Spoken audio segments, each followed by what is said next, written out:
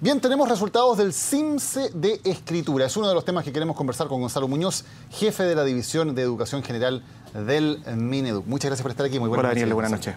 A ver, tenemos un CIMSE de Escritura. Se ha criticado mucho en los últimos años el tema de la profusión de pruebas CIMSE. Incluso hay una campaña, Alto al CIMSE, que pretende suspender este tipo de pruebas. ¿Por qué otro CIMSE? ¿Por qué un nuevo CIMSE? Bueno, la verdad es que este es un nuevo CIMSE, pero es un CIMSE distinto. Y es muy importante explicarle a la gente por qué es distinto. Primero porque evalúa una habilidad que el sistema educativo en general nos ha hecho cargo, que es la escritura, del punto de vista de la evaluación. Una habilidad compleja que es muy importante para el desarrollo de nuestros jóvenes, nuestros niños, y por lo tanto evalúa una habilidad cualitativa, insisto, que es muy importante. Y además, es bien relevante tener en cuenta que la manera en la que se entregan estos resultados y el énfasis en el uso de esos resultados está puesto en los profesores. Y vale decir, es una prueba que claramente fue diseñada e implementada, incluso los resultados que hoy día se entregaron, es pensando en el uso pedagógico que los profesores y los directivos pueden hacer de esos resultados. Eso es bien importante a propósito de tu pregunta, porque una de las críticas que se le ha hecho al CIMSE, con justicia en parte, es decir, que efectivamente no ha servido finalmente para el mejor desarrollo de las comunidades escolares. Y el giro que ha venido haciendo también en el último tiempo la Agencia de Calidad, nosotros como Ministerio constituimos una mesa técnica, ¿verdad?, que está evaluando también el instrumento CIMSE para mejorarlo de cara a los próximos años, justamente pone énfasis en este uso pedagógico, que es pensar en esta herramienta para los profesores, para los directivos, entendiendo que la evaluación en educación es una condición también para mejorar la calidad. Herramientas para los profesores, herramientas para los directivos. ¿Es una herramienta también para los apoderados? ¿Los apoderados pueden saber cómo les fue al colegio de su hijo en la prueba CIMSE? Es una de las herramientas con las que el sistema educativo cuenta y las familias cuentan para efectivamente evaluar la calidad de la educación. Y nosotros vamos a poner mucho énfasis en esa idea de que es uno de los indicadores, ¿verdad? Tenemos un conjunto de elementos sobre el clima y la convivencia escolar, el liderazgo del director, ciertos procesos que las familias valoran fuertemente en la calidad de la educación. Pero ¿esos datos ya están a disposición de los padres? ¿Los pueden consultar? ¿Cómo le fue al colegio de su hijo en este CIMSE? En este CIMSE en particular se puede saber efectivamente cuáles son los resultados de los establecimientos, pero el eje central, yo diría, en este caso en particular de esta prueba, que es una primera prueba que se hace, que por lo tanto vamos a tener que ir monitoreando en el tiempo, es justamente tener un mapa más nacional. Nosotros nos hemos acostumbrado mucho a ocupar el CIMSE como una herramienta de rendición de cuentas, lo que está bien, que es una de sus dimensiones. Pero la más importante en el mundo es usar la evaluación para mejorar los aprendizajes de los estudiantes. Y ese va a ser un énfasis que este gobierno va a poner, sin duda, en estos años. Lo pregunto porque me llama la atención que, a diferencia de lo que ocurría con CIMSE anteriores, aquí no se entregó un ranking de los mejores colegios. Exacto. Ni se hizo una pauta de prensa en el colegio mejor evaluado. ¿No se le da tanta importancia por parte del Ministerio, por ejemplo, a que un colegio que tal vez atiende a población de escasos recursos o a niños vulnerables le vaya bien en el CIMSE? ¿No es tan importante? ¿No quieren poner el énfasis en ese tipo de casos o de ejemplos? Lo que pasa es que la calidad de la educación es un fenómeno altamente complejo que tiene múltiples dimensiones. Y hay que tener ojo con cómo uno efectivamente informa respecto a los resultados. Tuvimos unos episodios hace algunos últimos años que son complejos, ¿verdad?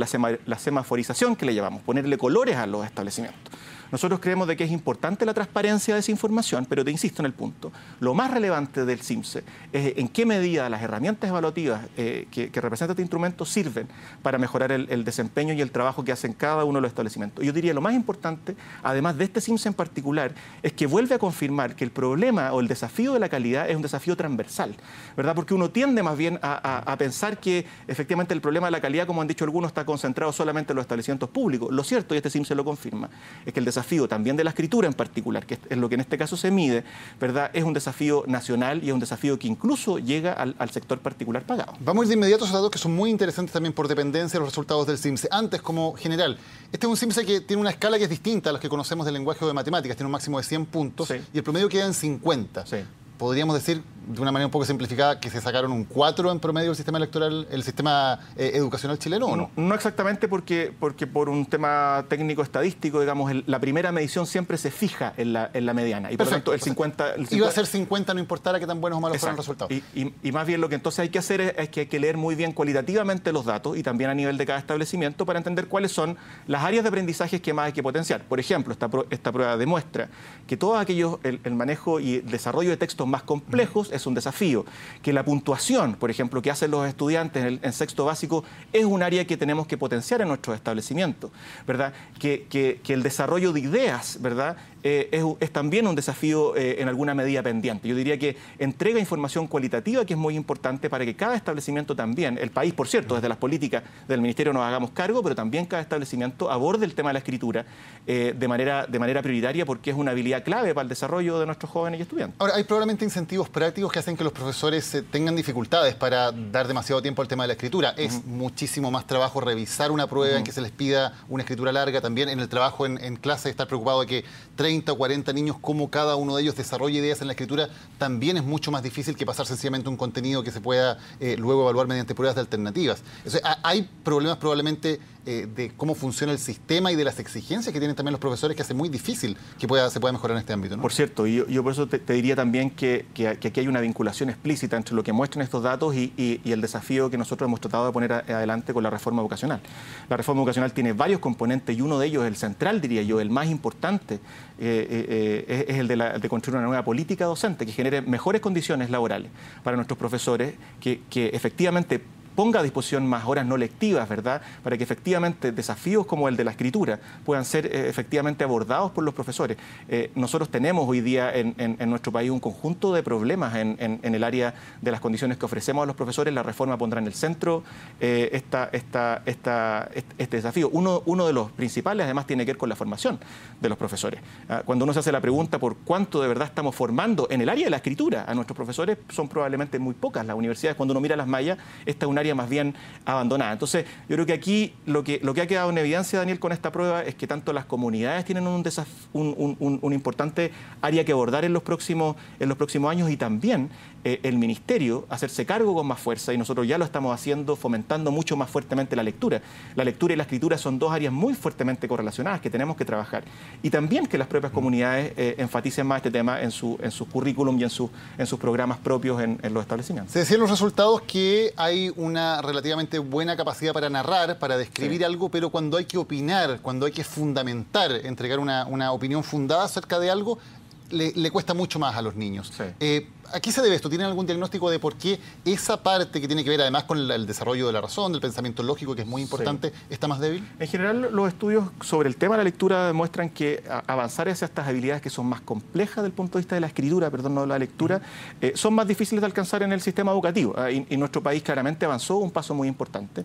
Tenemos resultados que muestran también algunas áreas en las que el país puede estar también satisfecho, como lo que tú planteas de la narración, pero claramente estas otras habilidades que son más complejas, tanto las escuelas como las políticas deben abordarla con mucha más fuerza, y eso es un poco lo que vamos a ir haciendo con esta reforma, que es mucho más que las leyes, son también aquellos elementos que ya vamos impulsando, orientando y apoyando al sistema para poder introducirla. ¿Estos resultados son comparables con algún resultado de una prueba internacional que nos permita decir más o menos en qué nivel estamos internacionalmente en esta área específica? En general, las pruebas MIR, dado que son estandarizadas, y esta es una prueba que se aborda un área que es más cualitativa, que es la escritura, aborda un poco comparadamente el desafío de la escritura. En general, PISA, otras pruebas miden más bien el área de lectura, ¿verdad? Y en Chile tenemos varias mediciones sobre lectura en los últimos años. Esta es un área que no nos permite mucha comparación, al menos internacionalmente, en un primer punto, pero sí lo importante es que sentamos las bases. Es una línea de base que nos permitirá mirar en los próximos años en qué medida el país también en esta área, que es muy relevante de la escritura, vamos avanzando. En eso trabajaremos, digamos. A las mujeres les va mejor que a los hombres. 52 puntos las mujeres, sí. 48 los hombres. ¿Eso era un resultado esperable?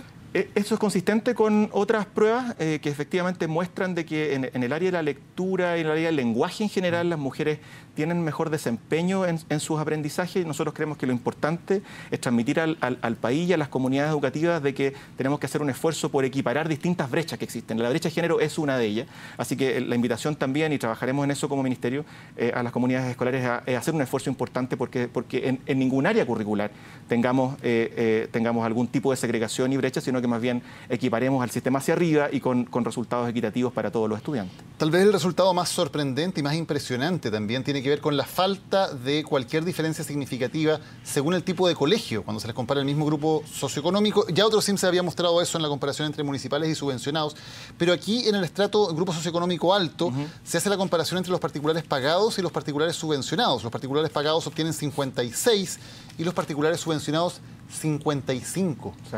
No entrega ninguna diferencia más allá cuando se les compara con el mismo nivel socioeconómico. Un colegio que cobra 200, 300 o 400 mil pesos con respecto a un colegio subvencionado. Yo creo que estos datos y también, como tú bien lo decías, otras pruebas de medición nacional han mostrado ya que el desafío de agregar valor, o sea, de que efectivamente, más allá de lo que los jóvenes y niños ya traen de sus casas, ¿verdad?, con el capital cultural, ese valor agregado es bajo. Eso es lo que muestran también las pruebas internacionales. En todos, también en los particulares, incluso los particulares pagados. Exacto, nosotros tenemos un sistema particular pagado que, si bien hace un trabajo importante, lo cierto es que cuando uno se compara con también las élites, por decirlo así, de los países que con también los que debemos compararnos, la verdad es que tenemos una brecha muy grande. El desafío entonces, y eso es súper importante, para efectos de esta reforma que nosotros estamos impulsando, el desafío de la calidad es un desafío transversal, es un desafío de todo el país, también de los establecimientos particulares pagados, y por lo tanto tenemos que trabajar juntos, cada una de las dependencias, cada uno de los directivos, sostenedores, docentes,